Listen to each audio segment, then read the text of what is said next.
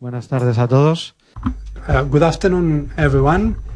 Welcome to the Fundación Telefónica venue. I'm Pablo González, in charge of culture, and I have José María, the Secretary General of Aspen Institute in Spain.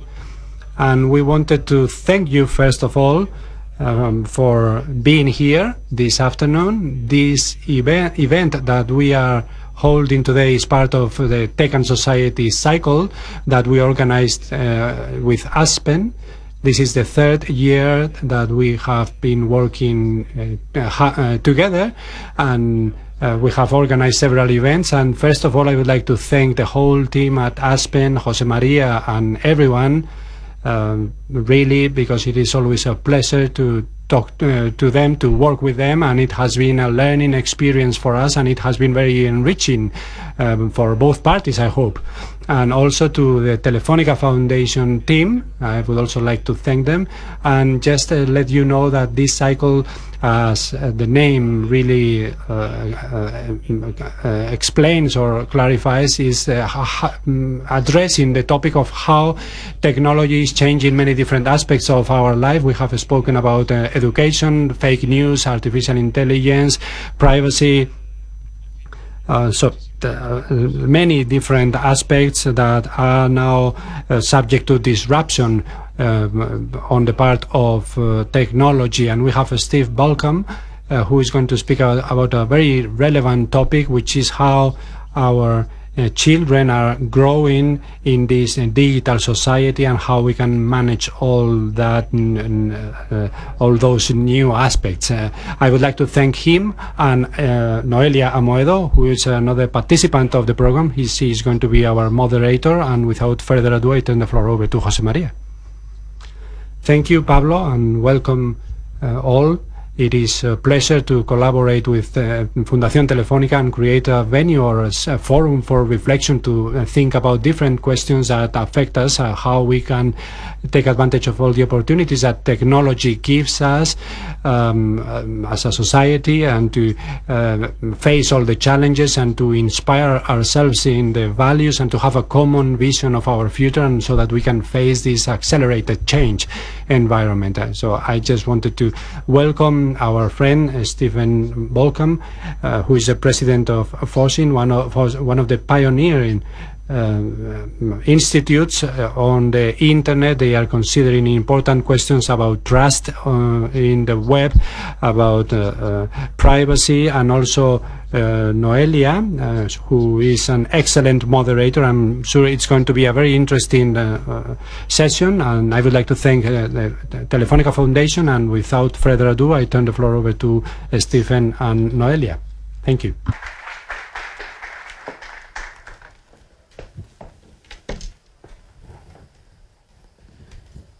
Well, thank you everybody for coming. Thank you Fundación Telefónica and Aspen for inviting me and for making these type of conversations possible.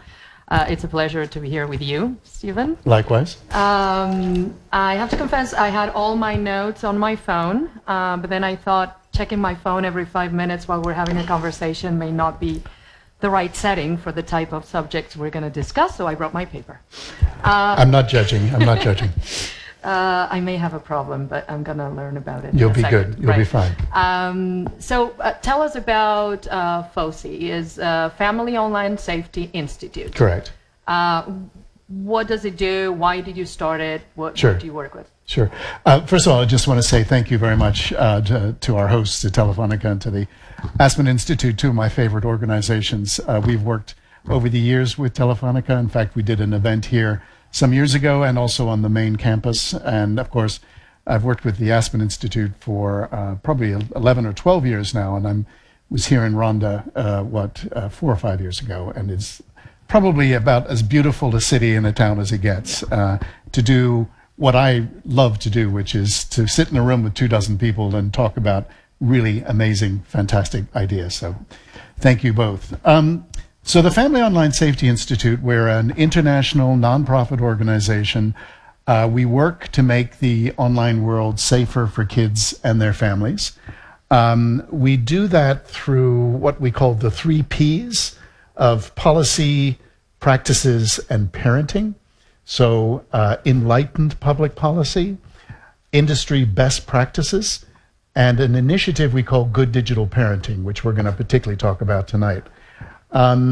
We are a membership organization. We have nearly 30 of the main companies in the tech space, from Amazon to Yahoo, in the alphabet, if you will, Facebook, Google, Microsoft, but also companies like Mattel, who make toys. Why would they be involved with us? Well, their toys are suddenly becoming infused with artificial intelligence. Barbie now speaks and listens. Yeah, I thought you'd like that. They have, there's just a big push to cognitize everyday objects. That's a word that Kevin Kelly from Wired magazine uses. Whereas he said in the early 20th century, what did we do? We electrified things. Mm-hmm. And now in the first part of the 21st century, we're cognitizing things. We're infusing everyday objects with artificial intelligence. That's where we're going. And the third P is the Good Digital Parenting Program. So that mission is to empower parents to confidently navigate the web with their children. We're not trying to scare people. We're not trying to judge people. We're trying to give them the tools and the tips and the information they need in order to, with confidence, go online with their children. Mm-hmm. And that's an area that we find parents need a lot of help on. Yes. And you need to teach with the example, right? We'll talk about that. We'll talk about that. So can you talk about maybe some of the issues that you're facing, or some of the biggest ones, or that you're dealing with? I think when you talk to people and you talk about online safety, the very first thing that I get asked, oh, you work with predators, right? You try to stop predators from getting our children. And I say, well, certainly that's a part of it. But in the United States, at least, recent research has shown that only 8% of child sexual abuse issues began online with total strangers. The huge majority, unfortunately, 80% of child sexual abuse and abductions happen within the home or with a trusted friend or neighbor. And that's a very difficult statistic to come to terms with. And so, certainly in North America at least, there is more news, there's more television coverage of a rare event of a child being abducted by an adult or a stranger that was first met online, because it's sensational. Mm-hmm. But because it's run, parents end up feeling quite fearful that their children are going to be abducted. So, got that out of the way. What is much more of an issue is kids accessing inappropriate content, obviously, like pornography, but also hate speech, and increasingly, certainly in my country anyway, fake news. Yeah. I'm sure in this country too. Cyberbullying, sexting, when kids are sending nude images of themselves to other kids. But increasingly also overuse, oversharing. Screen addiction is a big phrase at the moment. And even simple things like the impact of screens on our children's sleep. Are they getting to sleep, or are they getting enough sleep because the screens are keeping them awake? How do we integrate technology in schools? The French have their own interesting ideas about that. We're all over the map about technology and education. So that's just scratching the surface of what we work on. Right. So we'll talk about some of those, because I have some specific questions about the ramifications of it all, and things that we still don't know what effect they're going to have. But one of the pieces you mentioned, and one that is key, is parents, right? So what can parents do? I think everybody has a handout with the 7 steps to digital parents. Can you maybe summarize, or what is if we had to keep one, what would it be? So we came up with the 7 steps, because an awful lot of parents were just overwhelmed with all of the things that they had to come to terms with. And we wanted to find something that you could put on the fridge door or on a noteboard, just to remind yourself of what is it that I need to think about as a parent. I mean, we've come across parents who just say, well, it's impossible. There's no way I'm ever going to get my head around technology and my children. And I say, well, did you teach them how to cross the road? Well, yes. Well, this is as important as teaching them to cross the road. So, not surprisingly, number one is to talk with your kids. And we say that, and it seems so obvious, right? But when we do talks in schools for parents, the number one issue they have is how difficult it is to talk to their children about technology. They feel intimidated. They feel like they don't understand the apps that their kids are using. They think that their kids, particularly their teenage kids, are way ahead of them in the use of the devices and the crazy things they're doing on it, so they feel intimidated. So we just say to them, look, stay calm. You're still a parent. Even if you don't know everything about, and by the way, there are 5,000 new apps uploaded to the App Store every day worldwide. Yep. Isn't that stunning? I had to re-look that up. But that's a true stat. 5,000 every day. I can't keep up. And this is my job. So we will never know everything as a parent. But that's okay, because you're still going to eventually, hopefully, through communication, through talking, convey your values, convey what you think is right and wrong. And something that I think we should talk about is to help them build resiliency when they do come across stuff that is going to upset them and so on. So, and that's only number one. And by the way, it's not like the birds and bees talk, you're once and done. This is a conversation, well, and some parents would prefer to talk about sex to their kids than to talk about technology. And it's also, by the way, something that you have to talk at a younger and younger age. Because when I first started working in this field, we were talking about teenagers and technology. Then it became tweens. Then it became young. Now we have tablets for 2-year-olds, And parents giving their 2-year-olds the tablet so that they stay quiet a little bit, right?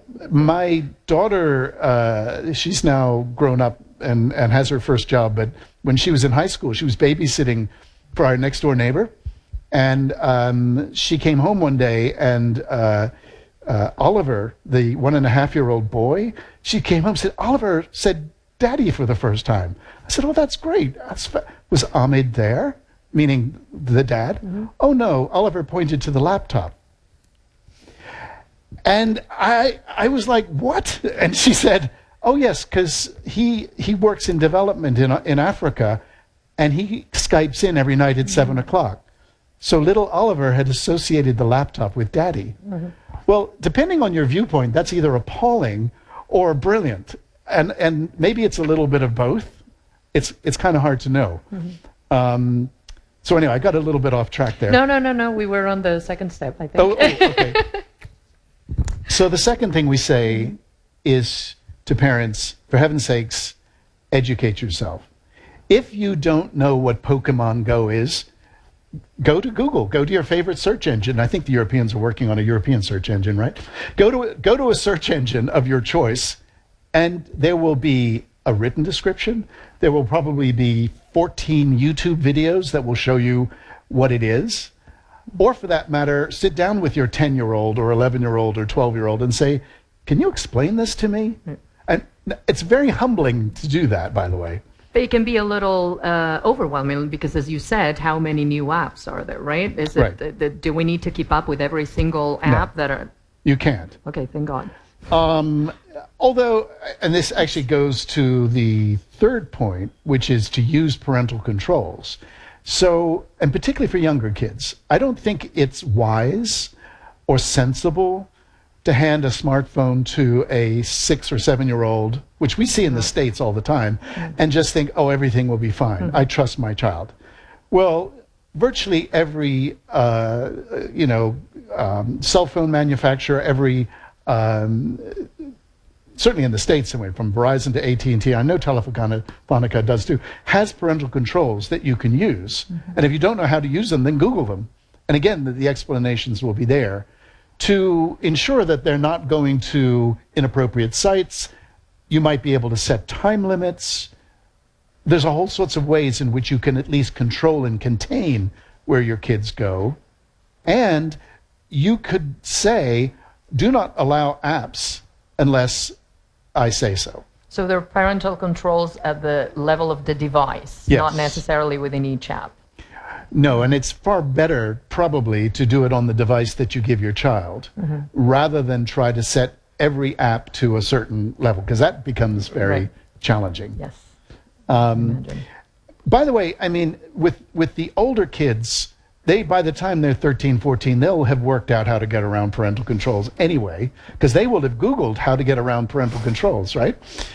So it's kind of like a little bit of a war. But there we talk more about monitoring. There we talk about, all right, show me where you've been. And there are some devices some parental controls that will show you where your child has been, what they've downloaded, how long they've been online. If you're going to use those sorts of controls, we always say to parents, but do it openly. Talk to your kids about why you're setting these controls. Don't do it undercover. Don't do it in stealth mode. We came across a father of a 17-year-old daughter in Baltimore, just north of us in Washington. And he admitted that he had cloned his daughter's phone so that every keystroke that she made, he got on his phone. And I said to him, did you tell her? Oh, no, it's for her own good. And I'm like, nah. And I said to him, what are you going to do if you discover that she's doing or saying something that you don't approve of? How are you going to talk to her about that? Oh, I hadn't thought of that. Because obviously she would say, well, how did you know? Well, I've been cloning your phone for the last 3 years. And then the lack, There goes trust. the lack of confidence, yeah. There it goes. Yeah. So. And that you refer to it by the difference between stalking and monitoring, right? What you just described would be stalking. So one of the other steps is friend and follow, but don't stalk. So, okay, when my younger daughter was 11, she came to me and said, I'm going to go on Facebook. I said, no, you're not. I said, well, everybody's on Facebook. Well, you're not, so not everybody is, right?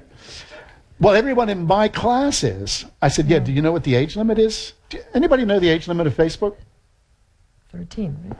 13. 13. But how do they know? How do who know? Right. Oh. I mean, I just say I'm 14 and I may I think be it's 11. 14 in Spain, by the way, because I think you have your own national rule. It's very interesting. So it's 13 here. And of course, there's a new regulation in Europe which has made it even more complicated because you can go up to 16, between 13 and 16. Britain, I know, is stuck at 13. It's complicated.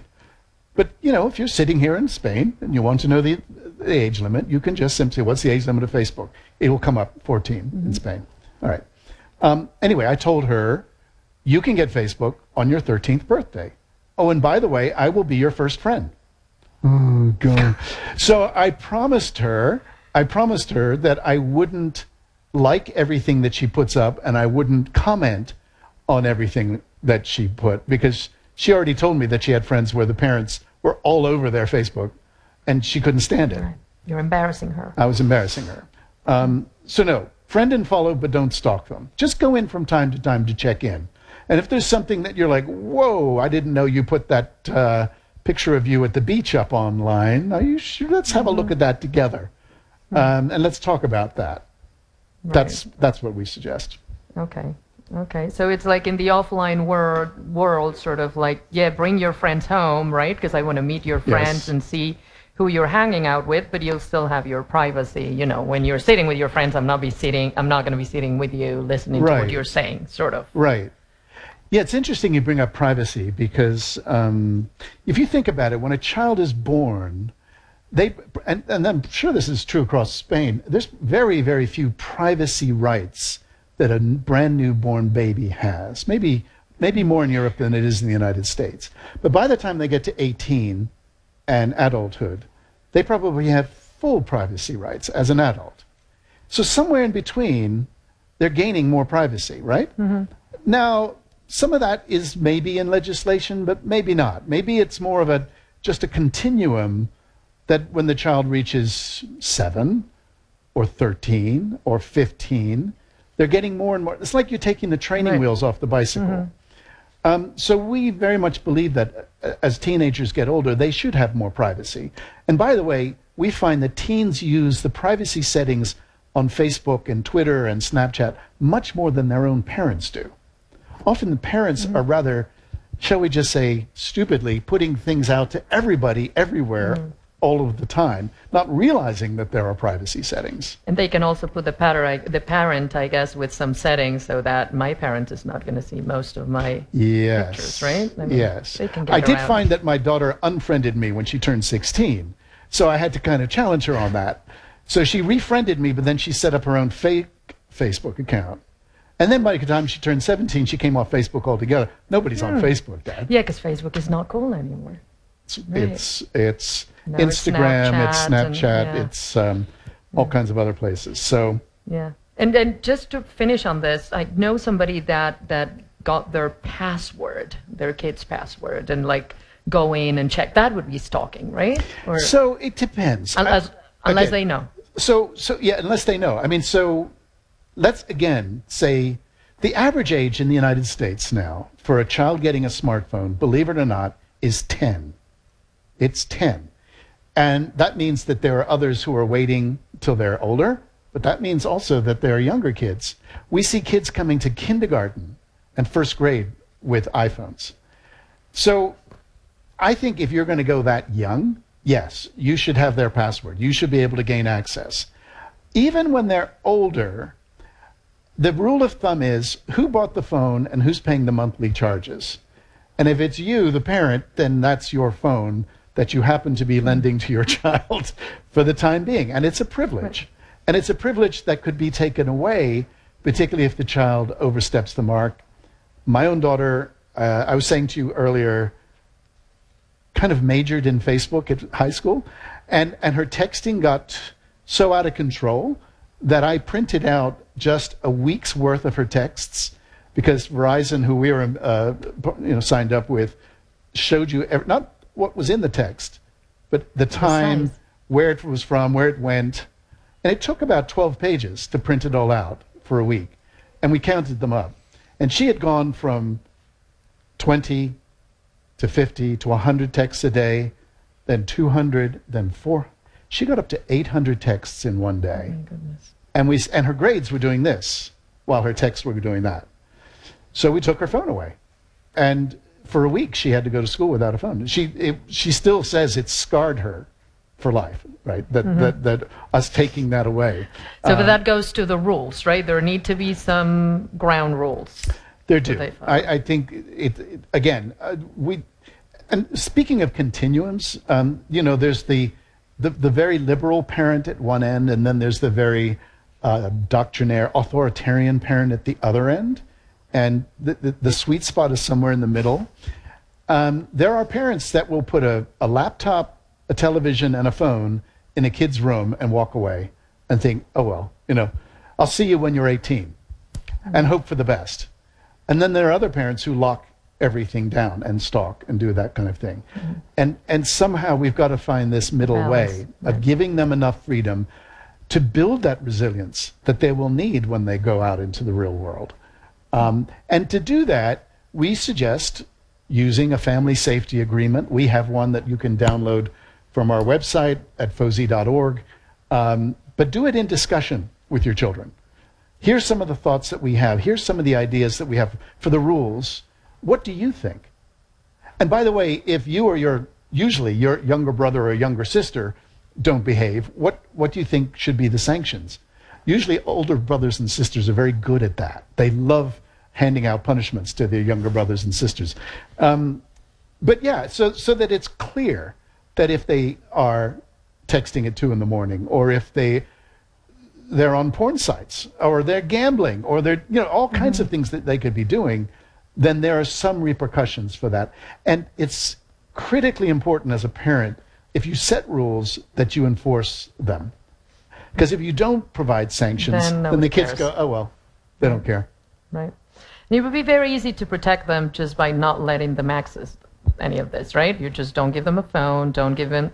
But obviously, there are many opportunities also that come with having those gadgets that they wouldn't take advantage of. So, Right. So what is the balance in your recommendation for, you know, how long to keep them isolated? Like, what would be the... I think it's difficult to put an age, right? Because, you know, maturity varies, and it's not necessarily tied to an age. But what would be reasonable for a kid to have a phone? Obviously, 10 sounds a little bit young, but... You know, they would be complaining, all my friends at school have a phone. And everybody. They have a better phone than mine. And Okay, so there's a lot to Right. unpack in your question. So let me take a step Okay. back. When we talk about online safety, we talk about risks, harms, and rewards. So we as an organization try to acknowledge the risks, and there are plenty. We try to mitigate or lessen the harms, and we're becoming increasingly aware of real psychological harms, but also to reap the rewards of our and our kids' digital lives. And by the way, you don't get rewards unless you take risks, okay? If you ban phones, if you don't have any technology in your house, you won't have any risks, but you also won't have any rewards, okay? Yep. So, taking that, let's go back to your question. And we get asked all the time about smartphones. By the way, we set up FOSI in 2007, the very year that Steve Jobs introduced the iPhone. And it's been fascinating because I think my daughter was 11 at the time, and she said, "Oh, I want one of those." And we're like, "Yeah, not yet." There's an organization in Texas that started with two women who were getting a lot of pressure from their 9 and 10-year-old kids for smartphones. And they got together with some other parents, and they came up with an organization, and it's called Wait Until 8th. Wait until 8th grade. 8th grade is around 13. Wait until 8th grade to get a smartphone. And this movement has really kicked off in the States. It's become quite a thing. And it's particularly become a thing when entire PTAs, Parent Teachers Association, come together and try to encourage parents to wait. And we encourage that. We think that's probably not a bad idea.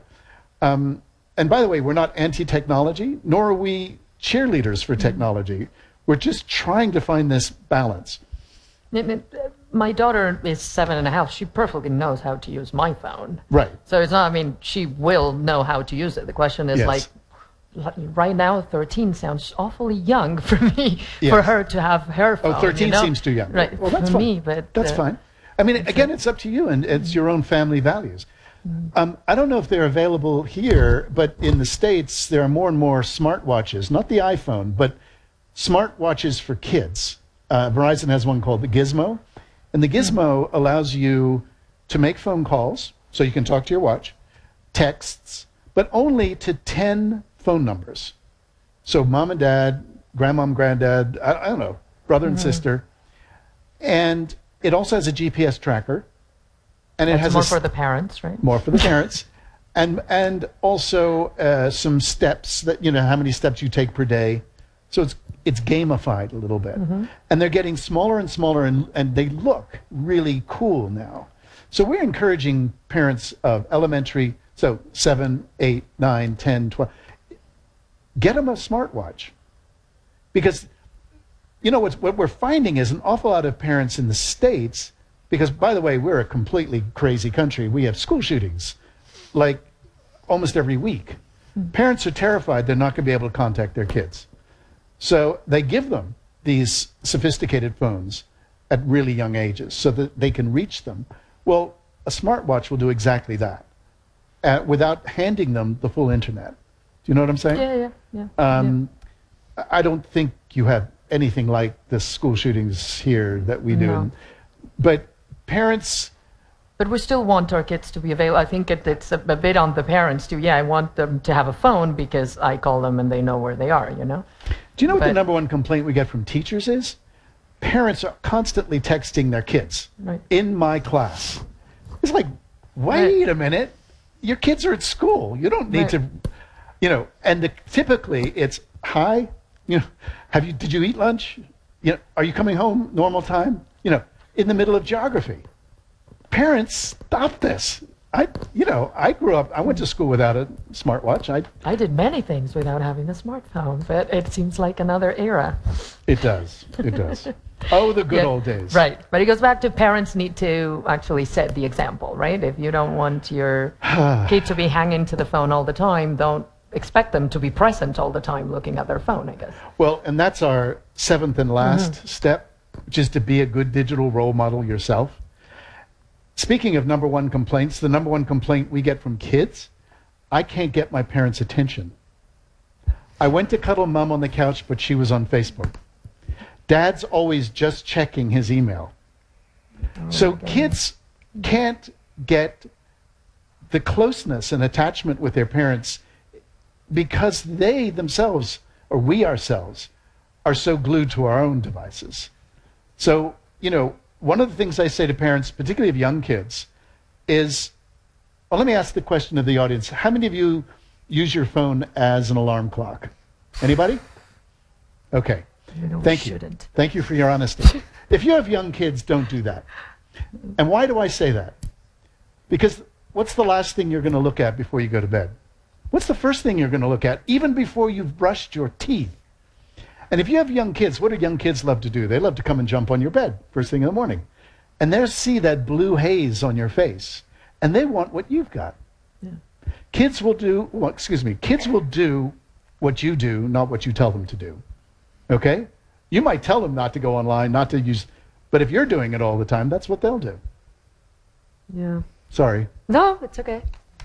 I will buy one of those alarm clocks tomorrow. It's not the first time somebody We tells bought our me that it's teenage bad. daughter an alarm clock for her birthday. And oh, gee, thanks, Dad. Yeah. Not going to happen. Yeah. I mean, our kids are so connected to their phones. And in Japan, where we're going in a couple of months, they have a rule that if you don't text back, if you've received a group text and you don't text back within 5 to 7 seconds, you're no longer in the group.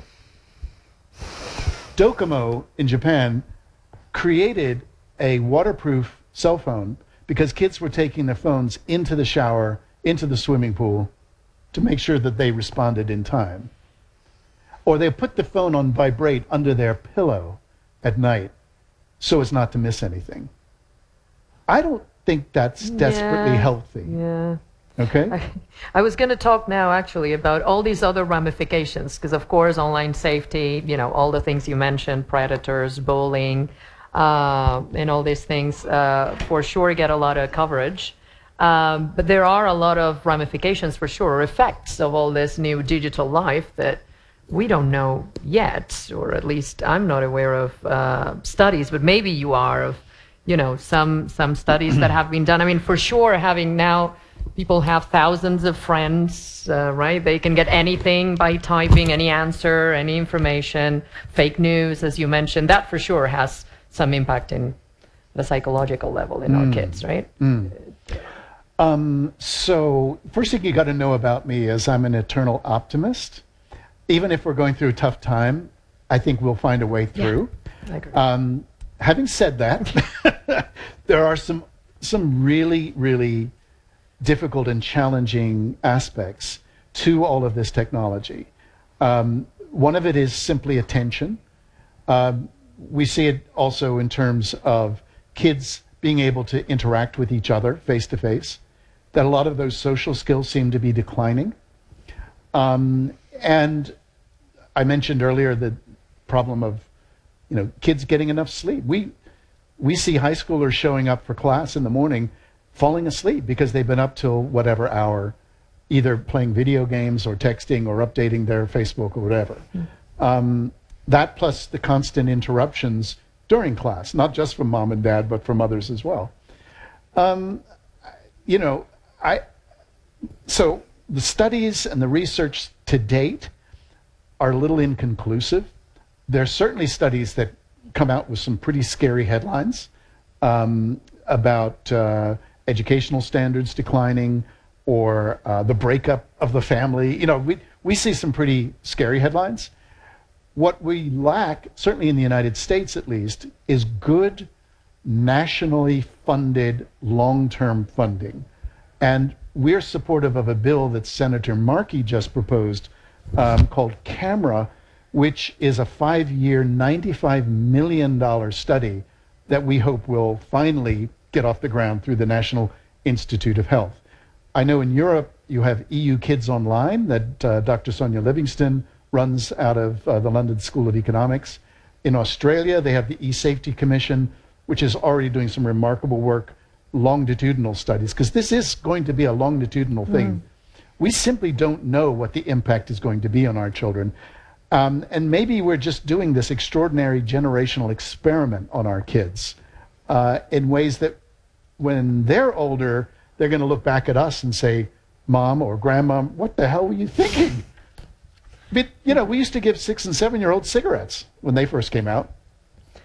But it's like then, you know, that back then we didn't know how bad they were, right? But as we learned, there were regulations. There were, same thing with, you know, cars. When they started, they were great. They bring us to places. But then eventually we realized they pollute. You know, we need to limit emissions. It's expected to be the same thing, right? So where are we in that process? You mentioned before the French government, and we go into the other piece, I guess, because beyond parents, right, other parts of society need to contribute to creating a culture that protects us, right? So French government, for example, banned phones, and it just went into effect this year, up to middle school, right? I don't know how I feel about that. I can understand where they're coming from. I've also seen some remarkable use of phones in classrooms. Teachers who have integrated their phones into scientific experiments, or polling them in a political science class, or using it for research. So I can absolutely understand the motivation behind it. And again, teachers complain that they can't get their kids' attention. There are some teachers have a big basket. As you come into the class, you have to deposit your phone in that basket and get it at the end. So there are other ways, apart from creating a top-down law or a ban, because kids are also pretty inventive about getting around bans. My own daughter, for instance, when we took her phone away, we discovered that she was given an iPad Touch, which is basically an iPad with Wi-Fi. It becomes a phone, it becomes a texting machine. And we realized this because I turned the router off at night, and when I came downstairs, I found the router light was back on. She'd obviously crept down in the middle of the night to go back online. So we then took the router to bed with us. But then we discovered that she had hacked into the next door neighbor's router, the one that she was babysitting for. Because of course you give the password to your babysitter. So the education is better than just the banning for you. I think so. I mean, I also see how legislators, and we work with the US Congress, we work with the UK Parliament, we work with our friends in Brussels and in Canberra and all around the world. Legislators are really, really struggling with this because the technology is moving so fast. How on earth do you craft a law that might take 18 months to 2 years just to get through your Parliament or Congress, by which time whatever it was you were legislating has moved on? It's extremely difficult. Now, you know, the EU did pass the GDPR, the General Data Privacy Regulations, which has had a knock-on effect in the US, by the way. And so finally, in the US, we're actually considering federal privacy laws, which I think is a good thing. So it can be done. It's just extremely hard to do it well, particularly without the research. Is there any other government that you know of that has taken a different approach to the French, or is there any other government doing it? Well, the Chinese, they have extraordinary online safety laws. But they also, by the way, so they're very, very concerned about you know, sexual images and political speech, you name it, but they don't seem to be so concerned about privacy. I was in Shenzhen on the south, just north of Hong Kong, last December, and you know, first of all, they're a cashless society. Everything comes off the WeChat app. WeChat is an amazing app if ever you guys come across it. They call it the Swiss Army knife of apps. You can do absolutely everything on it. But if you jaywalk, if you walk across the street without the lights, by the time you've got across the street, the cameras, A, will have picked you up. They would have recognized your face. They will have sent you a note that you're a jaywalker, and they will have fined you and taken the money out of your app. Oh, and by the way, as a final gesture, they'll put your face up on a board, a kind of wall of shame, if you will. The nice thing is they blank your eyes out. So at least they have that consideration. That's scary. Okay. So we have China at one end, and I would probably say the United States at the other. We are so dysfunctional as a country that we don't seem to be able to just do the ordinary functioning of government. I mean, now it's starting to change a little bit. We have a bit of a split government between the House and the Senate. So we are starting to actually behave more like a grown-up country would. But it's terribly hard to get this right at a regulatory level. And that brings me into the next P, which is private companies or companies, right? So what are they doing? Because often, in my view, they have a clear conflict of interest, right? I used to work for a social network back when it all started, which doesn't exist anymore because things change, even though at some point had 60 million users. And of course, they care about active users every day, right? So the more addictive, the better. For example, the moment you live off advertising, right? So their interest often may be at odds with what's good for the users. So how, you may disagree. We tend not to use the A word. Okay. Addiction, certainly in the States at least, is a legal medical term. Okay. If you are addicted, it's usually to a physical substance like alcohol or something that you ingest and has a physical impact on your body, and which if you don't get it, has another impact. So commonly, and the newspapers, oh, I'm totally addicted to my phone. Sure, in commonplace. Right. But it is, strictly speaking, a medical term that yet, in the United States at least, is not accepted that there is such a thing as tech addiction. That might change. Okay. Certainly, these devices are very compelling, and they are designed to be that way. So are companies doing something? You mentioned several you're working with. Yeah. What are they doing to make their services or their environments a safer place? And where is the balance between the responsibility of companies and government? And full disclosure, Facebook and Google and Twitter and Snapchat, these are all companies that have joined us as members, but they don't, how to put this, we're a registered charity in the United Kingdom as well as in the United States. So we have a bit of an arm's distance. We also get foundation money. We run conferences. We earn money that way. So we have a bit of an arm's length approach to them. We're not cheerleaders for the, we're not a trade association, in other words. I sit on the safety advisory board at Facebook, the same for Twitter, same for Snapchat. And we, under NDAs, non-disclosure agreements, we are given sight of products that they're about to come out to market with. And we get to critique them. We give them constructive criticism about, well, hold on, you haven't thought of this, and there's no way a 13-year-old is going to be able to deal with that. And they listen to us. In fact, if anything, usually the safety teams, and virtually all of these firms now have trust and safety teams built in. They didn't used to. If we give them feedback, they will go back to the product people and the engineers and the business people and say, whoa, the safety advisory board doesn't think this is a good idea. And they will, not always, but they will take that on board. Having said that, from time to time, we call out the industry, including our own members. I mean, it wasn't long ago that Facebook was hosting beheading videos from Mexico that the drug cartels were posting to basically intimidate other gangs. And the BBC called me up and said, well, you're on the safety advisory board. What do you think of this? And I was like, okay, hold on a second. I went back through the community standards, their content policies, and they do have something called in the public interest. So if there's something that's happened, let's take the Arab Spring. There was a lot of violent images there, but it was in the public interest, right? They kept stuff up. And I just said in the end, look, this might be in the public interest, but it shouldn't be coming up on a 13-year-old's feed. or a 16-year-old, or my feed. I don't want to see this. What about if you put it behind an interstitial, a screen, you age gate it, and you say there's a big warning, and you have that in your own newscasts here, what might come could be disturbing for some viewers, then you access it. Then at least you're forewarned.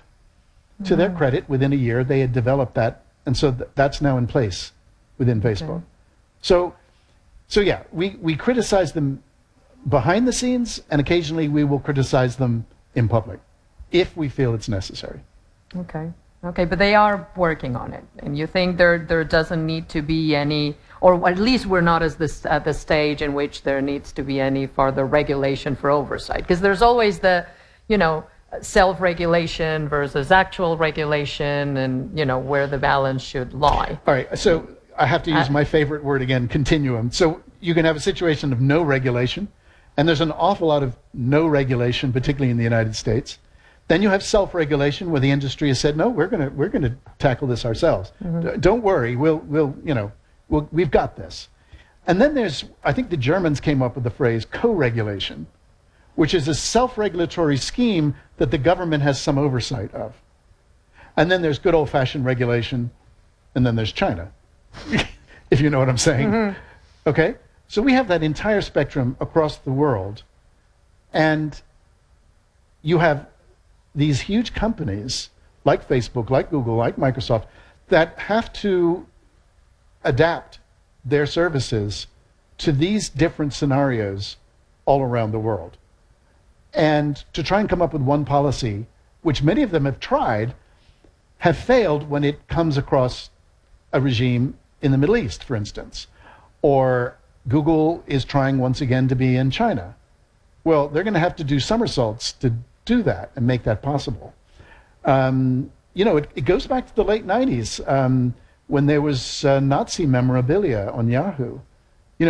And the French government said, no, you can't have this in our country. And Yahoo's like, well, but we're in Southern California, sorry. And they said, well, you got servers here, don't you? And they went, yeah. Well, if it's your servers in France, they're not going to be able to show this. And so that was the beginning. I think it was about 1999 or so. That was the beginning of this kind of, the end of the Wild West web period. And since that time, we've seen more and more of a balkanization, if I'm allowed to use that word, or a fracturing of the web. And I guess that's inevitable. And do you see, you obviously you have your American side, but also your British side, right? What differences do you see between Europe and the US? From well, you're all so these much more things we're civilized talking over about here. You know what I'm saying? Better food, better wine. I think actually probably better parenting too. We have become so, there's an expression called helicoptering parents, where parents are literally going around in a helicopter above their children. And I don't think that's necessarily healthy. There's a lot of fear in parents, and parents judge each other a great deal. And parents don't want to be judged. Oh, I don't want to be that parent that, isn't on top of everything that my child is doing. I mean, we get to the point where parents are doing their kids' homework for them, and it's just absurd. I just think you all have more of a balance here. I think kids have a bit more freedom to roam. I used to roam as a child. I was a free-range kid. But that seems to have shrunk in the United States. There's a little here too. Is it? I think I was thinking about that the other day, because I grew up in a town maybe 60,000 people, but I remember when I was 7, I would bring my 4-year-old sister, and we would walk from school to, and there were cars, and we had to cross roads, and I mean it was. And today my nieces who still live there are 10, and they wouldn't go with my daughter alone on the street. Yeah. So it's happening here. I don't know if it's more extreme in the U.S., but I don't know if the audience disagrees, but I feel a little bit of that. So what I think we lose is we lose the ability for our kids to build resiliency, so that when they do come across a difficult or a challenging experience or person or scenario, they don't learn. They don't learn how to react. And so we're keeping our kids away from that. And that's just part of the natural growing maturation. And we find, 20-year-olds who are, they move out, they're all flustered. They don't know what to, they crumple when it comes to difficult situations. And I think the same could be said for our kids online. If we have too many restrictions, have too many rules, then they're not going to learn also how to deal with a situation that might alarm them. Right. So if you had any advice for kids to give them, right, to educate them on, I guess, online values, right, independently of the application you're using or what you're doing, something that you have to always have in mind, like don't talk to strangers, right? That applies to your life as a kid in the park, right? But does it apply online too? I don't know if there's something like that. Yes and no. Okay. I mean, you can play a game online where you're playing with somebody in Uganda, and that's a stranger, and you're talking over your headset. And I think there's something to be said for that. Now, if that person in Uganda or New Zealand or Texas is swearing at you or telling you to send dirty pictures of you, that's not okay. Right. So what are those rules? So definitely don't send naked pictures to anyone. Don't send naked pictures to people in Texas, for sure. That would not be a good idea. I would say to anyone. Don't do that. That's probably not a good idea. Although, and I'm going to go way off the reservation here. We're starting to see among 16 and 17 and 18-year-olds that are dating, that sending nude or semi-nude pictures is now becoming kind of a norm for dating. I know you're looking. So unless you do that, I'm not going to date you. No. Well, if there's any hint of usually a boy forcing a girl to do something, that is not good. But we're seeing 17 and 18 and 19 and 20-year-olds in loving relationships, sending each other pictures of themselves. Now, I wouldn't advise it. I wouldn't encourage it. But nor would I say that 16 or 17 or 18-year-old should be taken to prison because they've done that. Because in the United States, if you send a nude picture of yourself and you're under the age of 18, that's child pornography. Oh, really? Oh, yeah. And we've had some extraordinary cases, particularly in good old Virginia, where kids have been hauled into court. I mean, it's crazy because that's a law that was designed to protect children from being exploited by adults to show pictures of themselves. But this is mutually... Right, that's a bit extreme. That is good. Welcome to the United States, ma'am. Yeah. So, sorry, what was your question? No, so if you had any like basic rules, independently of the app or the gadget, for kids to have into account. Be smart, be safe, be private. If something comes across that makes you feel funny in your stomach, then just trust your gut. First of all, block it. Block a person if they're trying to reach you, block an image, block a video, and report it. And report it twice. Report it once on the platform. So Facebook, Google, Twitter, they all have reporting mechanisms. And you as a parent should also know how to do that yourselves. And tell a parent or a trusted adult what you've seen. Ideally, you might want to take a screenshot too, because it might be helpful if you also have to report it to the police. So I know that sounds like a lot, but that's kind of our new world. I say digital citizenship is like citizenship. If you or I saw an accident out on the street, what's the first thing you're going to do? You're going to run out there, you're going to make sure everybody's okay, you're going to probably call the police and an ambulance, and then you might even offer your name to the person who got hurt as a witness. And maybe 2 months down the road, you might end up in court saying what you saw. So that's being a good citizen. Well, that's exactly what happens online. God knows there's enough train wrecks online every day. Right. So don't just ignore it or... Don't ignore it. Don't pile on. Don't be a bystander. Be an upstander. And report and say this is not okay. Okay. Well, I think looking at the time, I'm going to ask you one more question before we open it up. So I wanted to end on a good note because we talked about, you know, fear and things that overwhelmed me a little bit. So looking at the future, what strengths do you see and what opportunities also? Because hopefully there will be even more opportunities than negative stuff that can come out of this digital world. Yeah.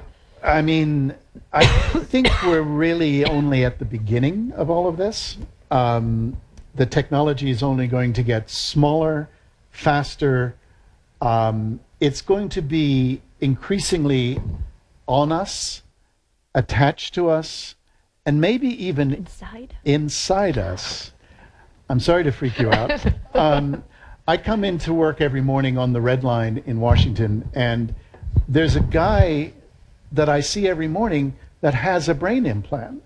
And I know that because he has a wire coming out of his head, out of his skull. And it turns out he's deaf. And what he's picking up sound waves that's going round the cochlea and straight to his cortex, wow. his rear cortex. So we're already there. We're already, that plus AI. So artificial intelligence, which, by the way, is already everywhere. If you used your GPS to get here, that was AI. If you talk to Siri, or if you talk to Alexa, is Alexa here yet in Spain? She is an AI who is getting to know us better and better every time we use her. And I say that because when I called up Amazon, because she was not working properly, they kept using the female pronoun. It's quite remarkable because and kids, by the way, think that Alexa sleeps inside that little cylinder at night. And I mentioned that toys are coming online, and our clothes will be more and more connected. We will be able to track our sleep at night. In fact, we already can. Mm-hmm. There's an app for that, right?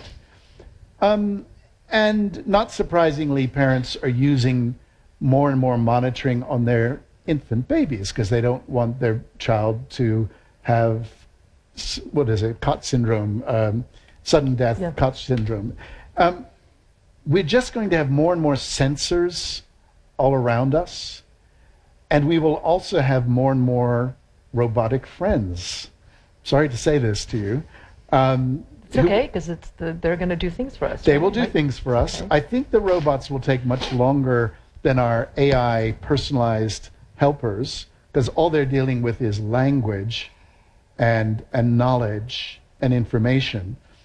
What the robots have problems with is human dexterity. And, you know, probably by the way, no one really knows what jobs will be around in 2050. Or what our kids who are going to be entering. How old is your daughter again? Almost 8. Who knows what job she will be doing, or if there will be jobs for her. But one job that will probably be secure is looking after older people, because robots will probably never quite get there, and they'll need empathy and they'll need the human touch. So steer her towards jobs which will require just good old-fashioned human interaction. Mm-hmm. Okay. Well, thank you very much. I think we can open it up for questions now, if I look at the time properly. Also, for the people who are on streaming, they can send questions via Twitter using the hashtag Tech and Society, if I got that right. So, your question?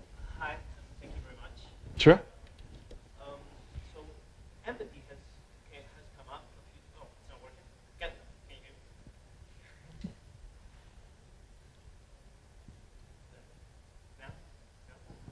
We can hear you. Okay, you can hear me. Okay, it's working. So empathy came up a few times, and like you were giving the example of an accident, how you would react.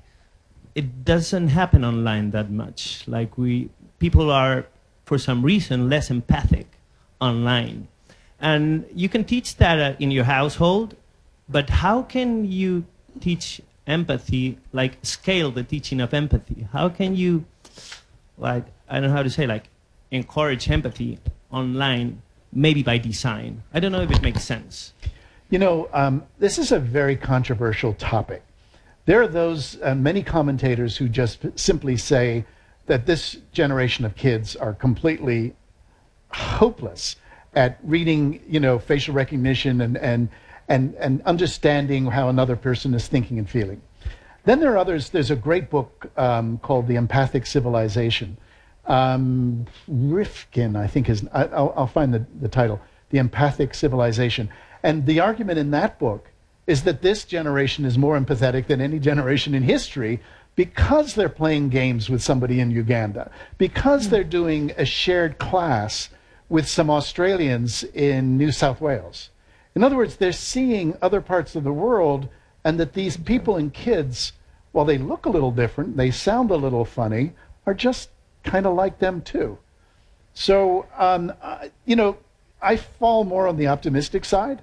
I actually do think that, and particularly the sort of millennials who come into the workforce, although they may not have as much resiliency as they used to, they do seem to have a strong sense of mission and purpose. They want mission and purpose in their work and in their lives, and they seem very dedicated to causes in a way that perhaps our generation wasn't quite so much. So I'm falling more on the, I think we're going to be okay side of things. Yeah, maybe building on that, you mentioned earlier bullying at the beginning of our conversation, right? Are there any statistics that show that bullying online is, you know, happens more often than offline, which would sort of maybe be justified because you don't see the person and it's easier to abuse? So of the research that I've seen that I think is pretty credible, there is still more offline bullying than online bullying. But again, that doesn't get the newspaper headlines. Cyberbullying is a sexy thing to talk about. However, that doesn't minimize the damage, because if a kid is cyberbullied at school, bullied at school physically, and then they get home and it's still going on, the psychological impact of not being able to get to the safe haven, which is home, is devastating. Now, again, there's some wonderful anti-cyberbullying efforts that are going on, and there are even tech tools that are starting to be developed. I know Instagram brought this in recently that recognizes certain words and phrases as bullying phrases, and a screen will pop up, say, "Are you sure you want to send this?" And it's reduced cyberbullying on that platform by 80%, just by giving kids a kind of, wait a minute, think before you do this. Maybe somebody's watching. Yeah. They think. Hi, Stephen. How are you? Good. I remember when we were in Socrates 5 years ago, we talked about the right to be forgotten that is applied by adults now. You made a point today about maybe in 5 years from now, kids telling their parents, "What were you thinking?" Posting pictures of me when I was 2 years old and 5 years old. Do you think, or have you seen already, any cases of kids asking for the right to be forgotten to their parents in social media? Yes. So we had some research, I think it was 2 years ago, that came out that said 19% of parents admitted that they had posted something online that they knew their kids would be embarrassed by, and 10% had said that their kids had already asked them to take it down. And we're starting to see this more and more as kids become, we haven't even got a word for it yet, but there was an article in the New York Times just a couple of weeks ago of a 10-year-old who for the first time realized there was 10 years of him online. And he was like, "You've got to be kidding me. All of these pictures since I was a baby, including my first poop, you know, that's online?" And he really was upset and really railed against his parent, who happened to be a journalist who happened to type it all up, which was in a way almost more embarrassing for him, because now all that's across. Here I am in Spain talking about it. But we were talking about privacy rights of a kid, and they don't have any at the beginning. Well, maybe we should rethink that. You know, there are in utero pictures of kids. There are accounts they create for them when they're born sometimes. Even before they're born. So wait a minute, parents. What what should we be thinking about if we're doing this? Or at the very least, for God's sake, set it to private. All right? I don't. You guys saw the Mark Zuckerberg announcement yesterday, but suddenly now Facebook and everything is going to become much more private now that he made things so very public. But at least there is a bit of a tide turning back. But yeah, this will be, Grandmom, what were you thinking? Mom and Dad, what were you thinking? The right to be forgotten. That's really clever. I like that. Right, and it's maybe the evolution, right? I mean, before we didn't know, so we went crazy, and now we're realizing and coming back to what's more, you know. So there normal, are I new guess. social norms being developed. You go to a kid's birthday party, everyone's taking pictures, and in the old days, you just posted it. Like, Right. well, no, Now you you don't think twice. No, you Yes. say to the host, "Is it okay if I take pictures?" Yes, it's okay. Take pictures, but don't tag anybody, or just tag your daughter, or whatever. And people are having that conversation. There's another conversation which I find fascinating. In the States, at least, for a while, there was a question. There was a big movement to ask the question: "Is there a gun in your house?" All right, that's actually a real thing. People ask their friends' parents, "Do you have a gun in your house?" And if you do, is it locked, and so on and so forth. Now the question is, do you have parental controls on your Wi-Fi, on your? Because if Johnny's coming over for a sleepover, I kind of hope that you do have some controls. Oh, I hadn't thought of that. Or, you've got to be kidding me. What are you asking? Yeah. In other words, it's a new social norm that hasn't quite got there yet, but I think it's increasing. So you're doing a good job, and as parents, we're becoming more aware. See? Yeah, there you go. More questions? Yes, please. Buenas, gracias por la explicación que nos ha dado. Thank you for this talk. I was thinking about empathy. I wanted to know your particular view. Yeah. Do you want to listen to the translation? Okay. Yeah. Could you repeat that, please? I wanted to thank you very much for your presentation and for all the information that you've given us. I wanted to talk about the empathy, and are you aware of the Mariano's restaurants in America, a chain of restaurants called Mariano's? Well, this occurred in Illinois. I was with my family, and there was a mother who was with a boy. I worked with young boys, and this boy started to interact with me. And there was a tremendous lack of empathy from the mother, and she called the police. She said that I was behaving badly, and we fell into this kind of struggle of I think we've got to be educators and effective parents, and we've got to think about this empathy question and how we handle it. Because going back to very much to what you said, I also wanted to ask about your opinion on see if you can talk about this, about why we can't have the law of data protection functioning the same way in the States as it does in other countries. Okay, there's a lot there.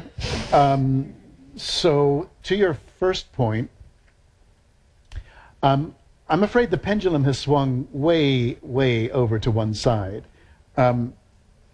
Not only are we afraid all the time for our kids, their personal and psychological safety and so on, we become ridiculously afraid in public spaces if a stranger starts to interact and so on. The way I grew up, that was just totally normal. Now, of course, there were bad people, and bad people did bad things to kids, and we are unearthing that. I was brought up as a Catholic. I've been discovering that even in my own parish, there were some priests who were doing bad things, not to me, mercifully, but to some of the kids that I knew. So a big lid has been uncovered about adults that we used to trust. And that's an important part for us as a society to come to terms with. Having said that, the idea of a mother calling the cops on you because you happen to be talking to her child is ridiculous. I mean, it's just, it's gone beyond reasonable protection, a reasonable way to bring up your child. And I think if we do anything in the States is we go to extremes, right? You know, we take things to the nth degree. And we're very litigious. We like to sue people. You know, we call the lawyers as well as the police at the first instance of anything. So while we need to encourage empathy in our children, we have to also encourage empathy in our parents as well. And all of this starts with parents. All of this starts with us being a good model, not just a digital role model, but a good role model of a human being who can interact safely and confidently with other human beings. And that strangers do not necessarily equal danger. There's a wonderful phrase, the something of strangers. What am I looking at that phrase? Anyway, you know, I used to hitchhike. And I when I was in the UK at university. That was the only way I got home. I was in Cardiff at university, and my family lived in Guildford. Well, I wasn't going to pay the train fare, you know, so I hitchhiked, and this was back in the 70s. And I had so many strangers both help me, protect me, look after me, talk with me. There were a couple of sketchy people, but it was also a time, well, I go back to Britain now, no one's hitchhiking. Mm-hmm. No one's hitchhiking. In fact, my wife even said, don't tell Emily, our daughter, don't tell her that you hitchhiked. I'm like, honey, I don't think she's going to go out on the street corners. That's not. But we, in a way, we've lost something by moving away from that part. Now, I realize there was a second part to the question. Can you remember? Yeah, and it was something about data, yeah, in the US. Sorry. What was the question? Le preguntaba que desde I asked about your criterion. I find it difficult to see. You mentioned about the law for data protection and why you couldn't have it in America.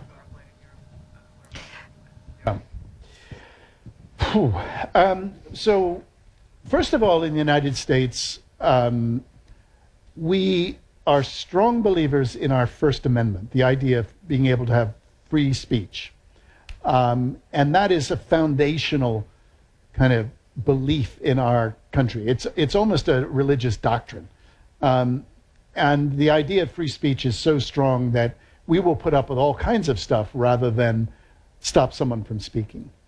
On the other hand, we don't seem to be quite so concerned about our privacy. We are to a degree, but we love coupons, we love deals, we love free things that you can get either in a store or online. And so, yeah, you can have my information. Yeah, you can have my phone number. Yeah.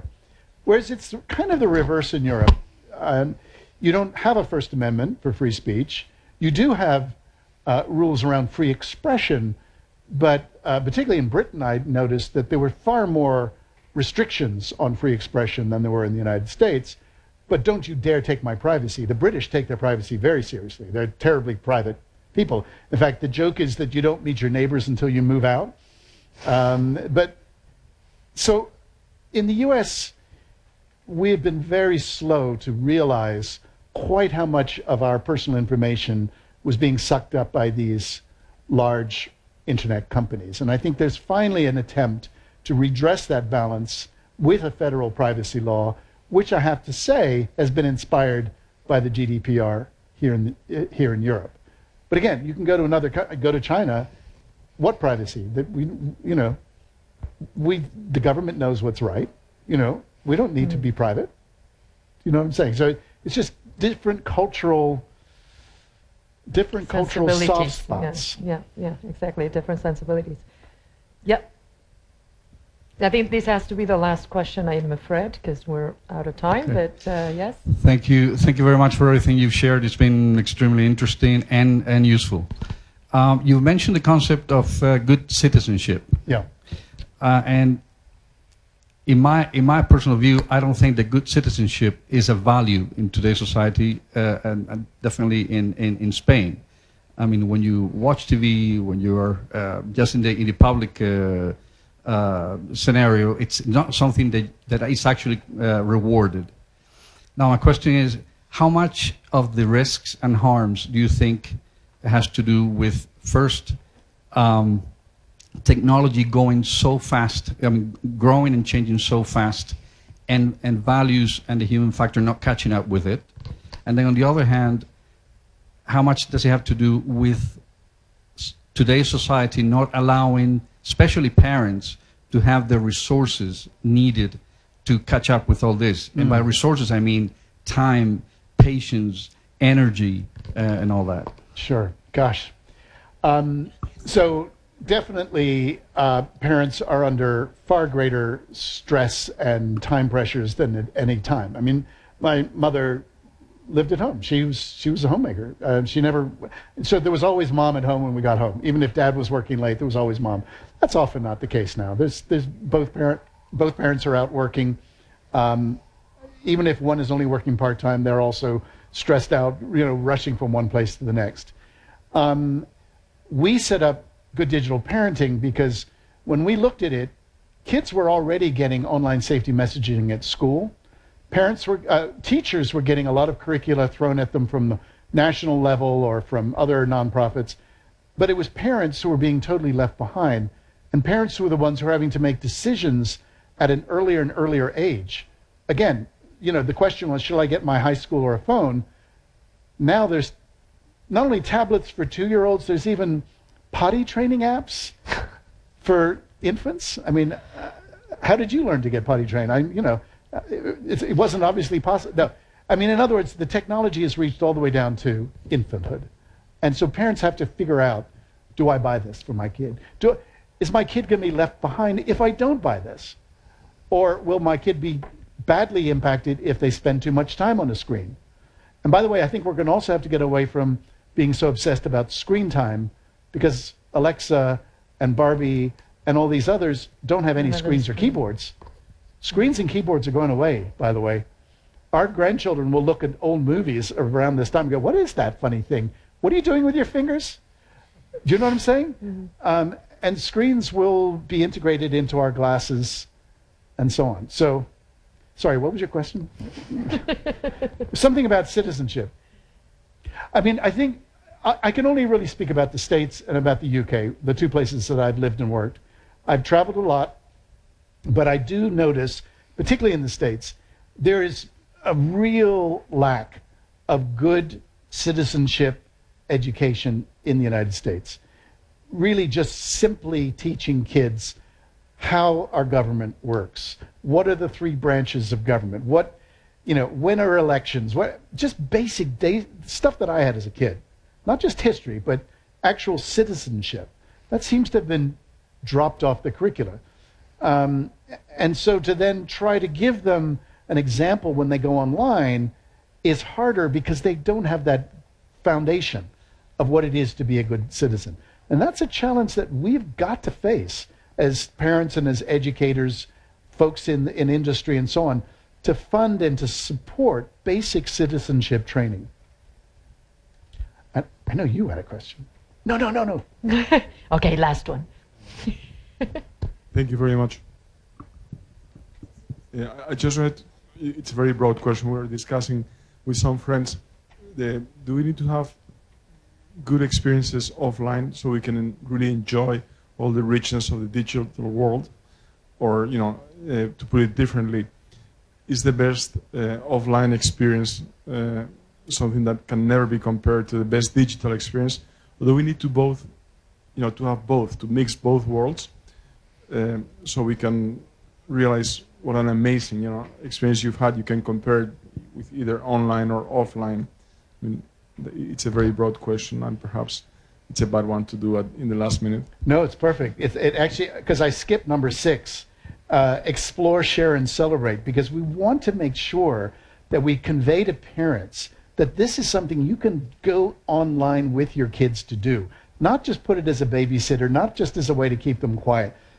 If you don't know how a game works, I know it can be a rather humbling experience, but ask your 10-year-old, can I play with you in there? Or at least show me how you're doing. And kids love to. They can't stop talking about it until they become 16, 17. Then they stop talking. But at least when they're younger, they love to do that. The other thing I think it's a very important thing to keep in mind is that for kids, there isn't much of a distinction between offline and online. Mm-hmm. They're just online in the real world at the same time.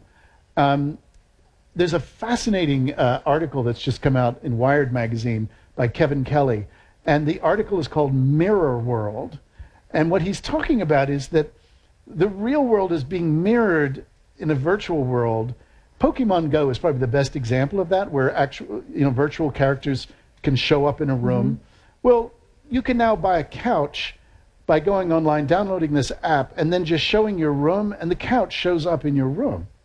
And it does it in 3D, so you can walk around the couch to see how the couch looks in your, right? And they're selling a lot of couches that way. So we're going to see more and more of that, and that's going to further blur that distinction that we old folks still have. I was born analog, and I'm going to die digital. Our kids are being born digital. They won't know any different. So yeah, we've got to somehow get into their mindset. Yeah, it's all blurred. Then you're listening to Spotify, right? You're listening to music, but Yeah. it's up there. Like, what's Yeah. is that online or offline? I mean, the metro, the music is coming from the cloud. See? I don't know. Yeah. Anyway, thank you very much. Thank you, Stephen, and thank you all for coming. I guess if there's any last-minute questions that I'm not allowing anyone to express, is because I saw my instructions and it's to end. That's why I was checking the phone, not because I'm addicted to it. But we're around, I guess, for 5 minutes if you have any more questions. Thank you very much, and thank you everybody who saw this online.